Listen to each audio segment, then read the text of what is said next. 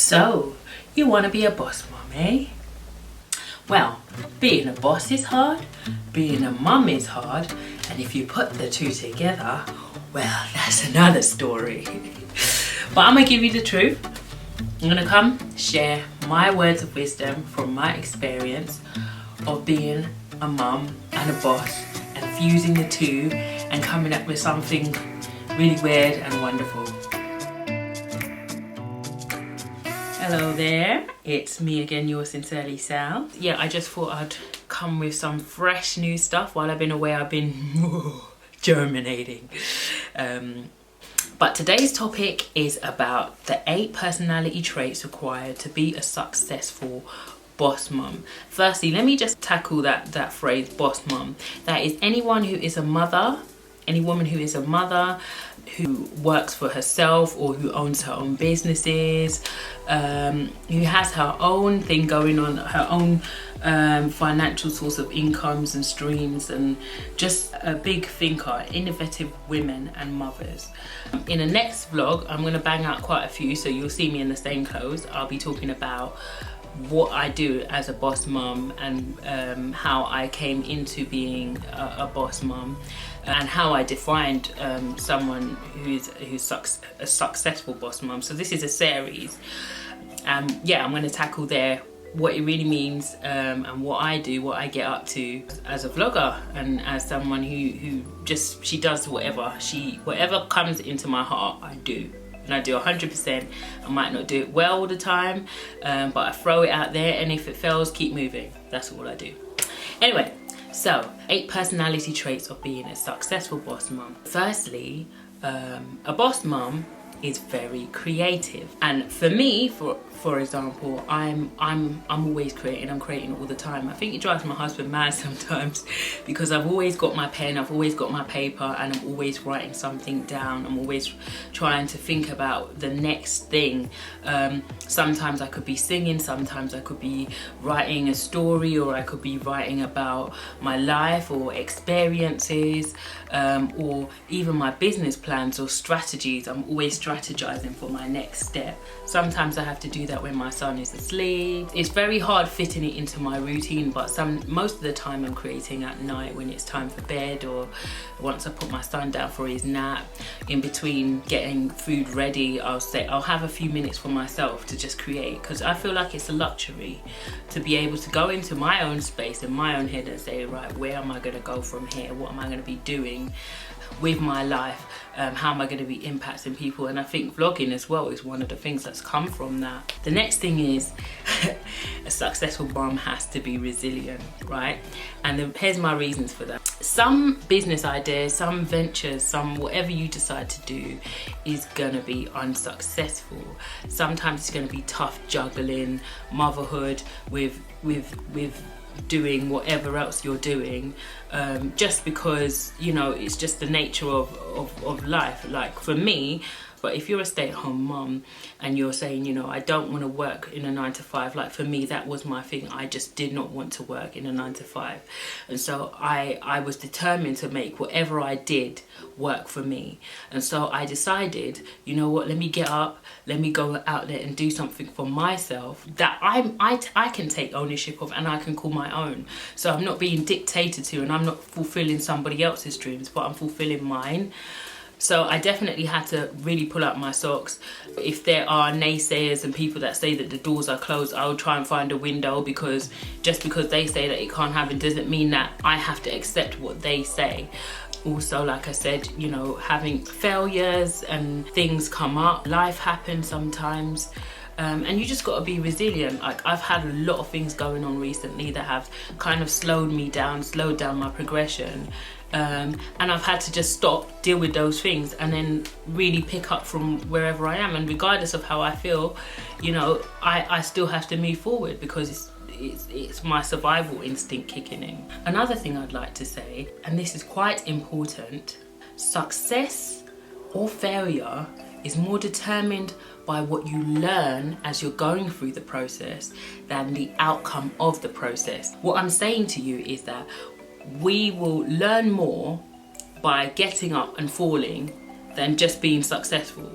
And so for me, what I've learned is that just because I've failed at something, or just because something hasn't worked out the first time, doesn't mean either I shouldn't get up again and try again, or think, how could I do this better, or this isn't what I'm meant to be doing. But it's actually helped me, failing at this has helped me figure out what I'm supposed to be doing. So it's all a journey.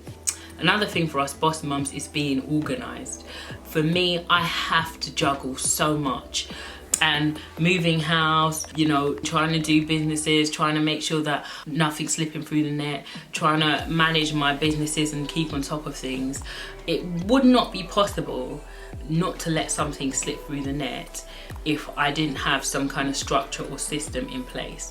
I love to have a board where I have all the things on it that I want to do, what we want to achieve as a family, what I want to achieve as an individual and as a wife and mother, and how I want to help affect the world. Like what is it I want to do? So I just chuck everything out there so I can see where I'm going and where I am right now, and what I need to be where I need to be progressing to. And I think that ties in with time management, being able to say no to people. It's a bit uncomfortable when you have to say, I'm sorry, I can't go to that party, or I can't do this thing. And I don't mean like being rude, but if you have things to do, or if you want to explain, you can explain, but it's just knowing, prioritizing and knowing what you can manage. And I'm still learning that, I have to be honest, I'm still learning that. Sometimes I do things, or I might go out with family, or I might do something and I think to myself, oh, you know what, I shouldn't have been doing this today because I've got A, B, C, D to do. And I think, yes, that comes in with being organised. So being focused is another massive one, I think, for mum boss. Once you know what you want to do or where you want to go, a big thing is just shutting out all the noise, all the things around you that are trying to stop you from getting where you need to go, and just moving towards that direction. So sometimes you have to filter out all the noise, everything that's going to distract you. Okay, another one, I mentioned this word earlier, but another trait that a mum needs to have is being strategic. So that's, once you know where you want to go, is planning out, like, how am I going to get there? What do I need? What resources do I need? Who do I need to speak to? What tools do I need to get? What do I need to learn? What more do I need to learn? Do I need to go on a course? Do I need to access certain resources to get where I need to go? Yeah, you just got to go out there, find that information and move forward with that. Another skill I think boss mums have is being resourceful. And this is a skill I've learned directly from my mother. My mum, I feel like, is one of the most resourceful people I know. Growing up with my brothers, having 3 children, and being practically a single mum, she had to take nothing and make something out of it. And I feel like if you can do that as a boss mum, trust me, you will be a force to be reckoned with. Like, she would take flour and water and make dumplings and say, look, this is your dinner for tonight because I ain't got no money, this is what we've got. And she's taught me that, you know, like, I could take, when I started vlogging, I just took my iPhone and I just started recording with it. I didn't have a fancy camera, I didn't have lighting, like you probably can see in my glasses now that there is lighting in this room. But I didn't start off with that. And as I progressed, as I've been able to move forward, we've brought in the light, and we brought in maybe a better camera, or, you know, whatever else we needed to bring in to make sure that I'm developing in my skills as a vlogger. And I've learned all that off my mum. Like, you don't need to have fancy stuff to move forward. You take what you have and you multiply what's in your hand. And this is my favourite trait out of them all. A boss mum has to be fearless. And here's why. Listen to this, right? I'm not saying that you shouldn't be afraid, but I'm saying that you move forward in whatever you're doing regardless. And to me, I feel like that is fearless, because as you keep moving forward in whatever you're doing, like you could say, oh, you know, I've never set up a business before, I don't know how to do it, or I'm the only woman in my industry that wants to do this. Once you set out and you start doing the research, and you planned, you've done it, you strategized, you've done all the other stuff, and you step out to do what you're meant to be doing and what you feel you can impact the world in doing. As you go along and the plan starts to formulate, what happens is the fear starts to dissipate. So the fear starts going away. And then you become fearless, because you think, you know what, actually I deserve to be here. And that is a very powerful place to be in. I hope I've not waffled too much. You know, I can be a waffler, especially off the screen.